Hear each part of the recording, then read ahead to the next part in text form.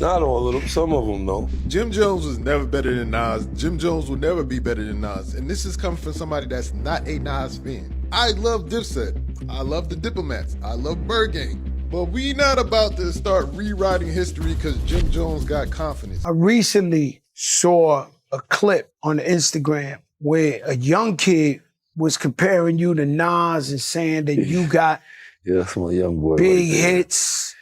He's wild. Yo, he looked to you. He learned how to wear the BB Simon belt from you. He got his swag. Like, how crazy is that? Because in my era, you know what I'm saying? Nas is like a god. In my Belly, the movie Belly and shit like that. Yeah, Jimmy boy, you should have never brought this up. Y'all are only 3 years apart, and Nas is just like murdering you.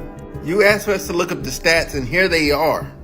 Like Jim Jones, like you got a couple songs. I mean, like literally, it's a couple. But we're talking about Nas. Let me show y'all Nas's last projects. Nas been getting it in since 2018. Jimmy, when the last time you put out an album? Oh, would you look at that? You have been dropping music. You've really been dropping music. Jim Jones pulled up to Shannon Sharpe's podcast and said something wild. He claimed he's not just relevant, but more influential than Nas. Not equally important, more important to the culture. The second those words dropped, everything changed. 50 Cent didn't waste time with subliminals. He didn't name names, didn't post a meme. He just uploaded a dusty old federal transcript straight to Instagram like a mic drop. No caption, no context, just vibes. And that's all it took for fans to start digging through wiretaps, old footage, and shady clips from the past. Suddenly, Jim's out here in the gym, barking on Instagram Live, dropping diss tracks like he's training for war behind bars. But this ain't just about Nas, and it ain't just about bragging rights either. This feels like 50's way of reminding the game exactly why some folks stayed free while others caught charges. Like, who's really untouchable out here? Jim may have wanted to make a statement, but he might have accidentally cracked open something way bigger than music. See, Jim bringing up Nas always sets off alarms because their tension ain't new. It's decades deep. This wasn't just a random comment or a petty swipe. Their beef dates back to 2002 when Nas got on Hot 97 and randomly went off on Cameron calling his album trash. Straight up said it was whack with no warning, no filter. That one jab sent Dipset into full attack mode, and Jim, he dove in head first. After that, it got messy fast. Nas and Dipset started trading shots across mixtapes, but Jim made it personal. He threatened to smack the kufi off Nas and kept that same raw energy on records like We Fly High. This was way more than music, and it's only getting messier. Crazy thing is, Jim used to show love to Nas. Just a year ago, he was giving props, no drama, no slick talk, just straight admiration. I never got to see Nas. I never got to sit down and have a conversation with Nas and things like that. I had called you about it and things like that. That was like still one of the people that I never got to have a conversation throughout my history of rap and things like that. I think I would love to have a conversation with Nas. I wouldn't know if he knows it, but Nas was one of my all-time favorite rappers coming up and things like that. I've heard you say that. Since the barbecue and things like that. Like he really put the whole dope boy rap, crack hustler, get fresh rap into perspective before anybody else. But that respect, it flipped real quick. Everything changed the second Jim sat down with Fat Joe and Jadakiss on their podcast, and you already know Fat Joe loves stirring the pot. He threw out a spicy question, and instead of letting it slide, Jim jumped at the chance to speak on it. Nas. But remember, Nas' first record, The Barbecue, came out when I was in 11th grade. Yes. So Nas was my idol when I was young. Like you did, came to dressing, the wordplay, the music, everything. I was a superior Nas fan, period. I'd never take that away from him, but then as I got in the game, you gotta realize that your rivals would be idols, and not to take anything away from that, I developed my own style and my own lane that these kids start to gravitate towards the same way I gravitated towards Nas when I was younger and things like that. It's a whole different generation. No, me, Jim Jones. No Diplomats, no nobody else. Me, Jim Jones. Check my track record, then check everybody else's track record. Then go to the billboards and check all my entries, then check all them entries and and I'm not taking nothing away from nobody, but I hear the comparisons and then be trying to act funny when it comes. No, I've been spanking a lot of this about the industry. I've been putting on. What could have just been a little podcast moment turned into a wildfire. Jim wasn't holding back. He ran with the topic like he'd been waiting to get it off his chest. Then boom, out of nowhere, Jim dropped one of the wildest takes the culture's heard in years. He didn't just claim to be more relevant than Nas, he said he was more influential. Straight-faced, no hesitation. We're talking about Nas, Mr. Queensbridge himself, the legend behind Illmatic, God's Son, King's Disease, the man who's still packing out Madison Square Garden at over 50 like it's nothing. But Jim, he didn't blink. No backpedaling. He doubled down like he meant every word. That one interview didn't just stir the pot, it flipped it off the stove, slammed it on the floor, and set it on fire. And before the smoke even cleared, Jim was back on another platform. This time on Shannon Sharpe's Nightcap with Chad Ochocinco Johnson, ready to break it all down again. Instead of cooling things off, Jim tossed in more gasoline, and what he said next, it had fans straight up pausing the episode in disbelief. Just when it seemed like Jim was finally done comparing resumes, he threw in one more wild take. Out of nowhere, Jim brought up the old Dipset vs. Nas beef from the early 2000s. He claimed he's been a bigger Nas fan than most, but also said, with his chest, that he's surpassed Nas in terms of impact. Then he started swerving all over the place, talking about Nas' fashion style, calling him one of the flyest ever. But every time, he circled back to the same point. Nas doesn't move the streets like he does. Bro, bro. At this point, Jim sounded salty. He even started roasting Shannon for his clothes, talking reckless like he forgot where he was. And there was Ochocinco, just sitting back, silently watching Jim and Shannon go back and forth like he stumbled into a heavyweight bout. Things got awkward real fast when Jim started ranting about Nas still rapping while throwing random shade at Shannon. Then out of the blue, he accused Shannon of only bringing him on the show for clicks, and that's when Unc snapped. Shannon clapped back hard. "This the biggest podcast you ever been on." And just like that, the vibe shifted. Shannon went from host to full-on opponent. If Jim wanted tension, Shannon was ready to take it all the way to the gym, to the ring, wherever. When Jim said he was better than Nas, Shannon didn't just question his lyrics, he came for his whole body. And Jim, instead of addressing 50's shady moves, tried flipping it into a gym challenge, like some workout showdown would prove he's still relevant in this new era. I'm still playing. But while Jim was flexing for the cameras, 50 was already 10 steps ahead, plotting in silence. And that federal label still hanging in the air like a storm cloud nobody wants to talk about. Meanwhile, the comment section was going crazy. Viewers were in full meltdown mode, clowning, cheering, and dragging all at once. The wildest part? A retired NFL Hall of Famer was out here defending Nas better than some of his own people. One fan even wrote, "Shannon did what Fat Joe and Jadakiss should have done. Jones, you delusional. Shannon, thank you for saying it." And honestly, that's facts. Because why were they so quiet when Jim was popping off on their show? All while the internet turned this into a full-on circus. 50 Cent had been watching from the shadows. And trust, he wasn't laughing. He was calculating.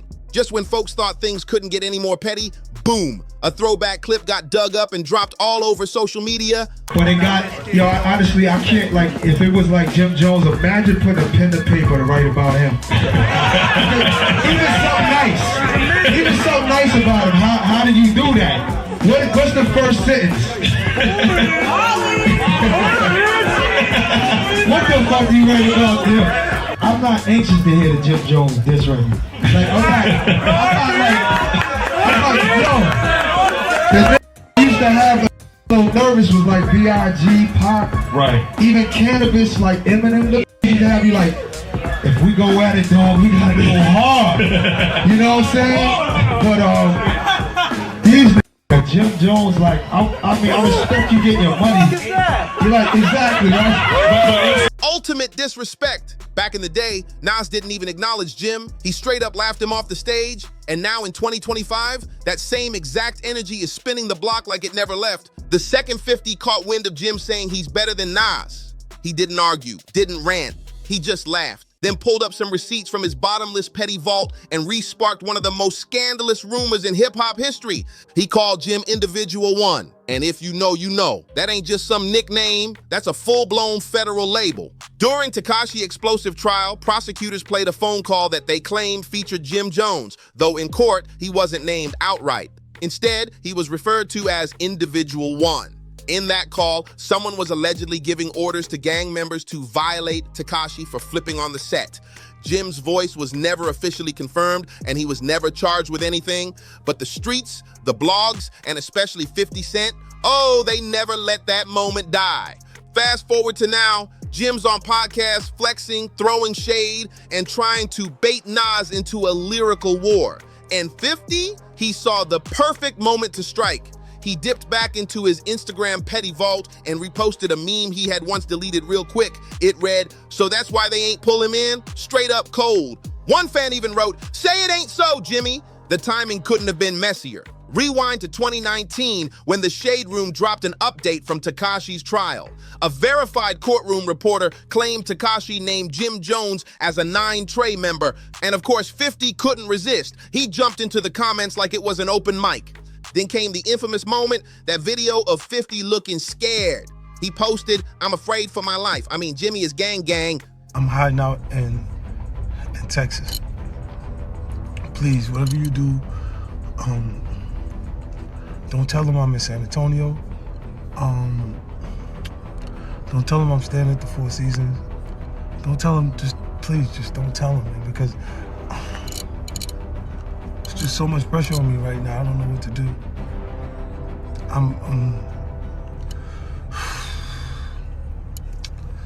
The internet ate it up. Folks were cracking up, but Jimmy, he was twitching. Here's where things really twist. 50 didn't just start beefing with Jim out of nowhere. This Nas moment just gave him a fresh excuse to drag Jim all over again.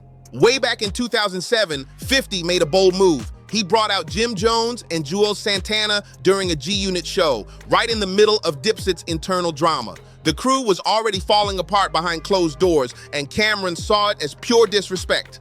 Then in 2019, that Tekashi wiretap got aired out again, and suddenly Individual 1 was back on everyone's radar. Prosecutors might have never officially charged Jim, but once that court audio dropped and the name Individual 1 hit the net, the streets ran wild with snitching rumors. And when 50 started posting his usual petty content, Jim saw every single one. But instead of clapping back right away, Jim played it cool for a second. He dropped a throwback Bird Gang era photo, dripped out in full Dipset nostalgia. The caption, "Why you keep lying? LOL. I'm going back to sleep. Free Mel Matrix till it's reversed." That was loaded. Not only was it a subtle dig at 50 for creating fake narratives, but it was also a shout out to his longtime homie Mel Matrix, who's serving over 11 years for racketeering. Jim wasn't done either. He threw down a full-on Jim challenge, flexing like he was ready to run laps around everybody. He captioned it, "Somebody tell Shannon Sharpe don't start ducking this challenge now, gon' talk like a podcaster or gon' walk what you talk. Cause my sneakers tied. You already challenged me in front of the world. Might as well finish the job, champ." He even name-dropped Ocho Cinco, saying, "He don't want to do it in public, let's do it in private. I know Shannon's rep as an athlete on the line. As long as you the witness, we don't duck no challenges. Size don't matter where I'm from, run it." While 50 was on Instagram troll mode, Jim was out here gearing up like he was prepping for battle. Jim wars, studio smoke, all of it. And to top it off, Jim went nuclear with another post. "If you 40 and up arguing with me about Nas, you already lost. Y'all fell for the bait. My streams go up every time Mel goes viral. I'm teaching you older artists a lesson in marketing. You stuck in yesterday. Mad at how the game run today. Tighten up." Then he ended it with the knockout. "I said what I said. P.S. I'll wrap circles around any artist from my era. Whoever dare step in the booth, bring money with you. Cause this game ain't free." Jim was on full attack mode. No backpedaling, no playing nice. Just pure fire, rewritten script piece ending. We outside in the field, take that however you want. One thing's for sure, the grind don't stop, and the drama, it's getting wilder by the day. But the craziest part of this whole saga, Nas hasn't said a word, not a tweet, not a verse, not even a side eye. Meanwhile, Jim is still out here baiting, still talking slick, still pushing this idea that he's more influential than one of the greatest to ever do it. And if Nas ever decides to pick up the mic and respond, it won't be a diss, it'll be a lyrical execution, straight devastation. But fans ain't letting it slide. They're calling Jim out left and right, saying he's chasing clout, picking fights he can't finish. Right now, it's the same setup. Jim's still yapping, Nas is still silent. And 50 Cent, he's in full puppet master mode, pulling strings from the shadows. And if that unreleased wiretap really exists, Jim might have just talked himself into more than a diss track. Because while he's rapping and flexing for likes, 50's been real quiet, and when 50 goes silent, that's when the bomb drops. So now the only question left is this: will Nas step in and finish it with bars, or will 50 let the streets expose the whole truth when it's way too late for Jim to run? Let us know what you think in the comments. Smash that like button, hit subscribe, and don't forget to turn on notifications so you never miss the drama. Catch y'all in the next one.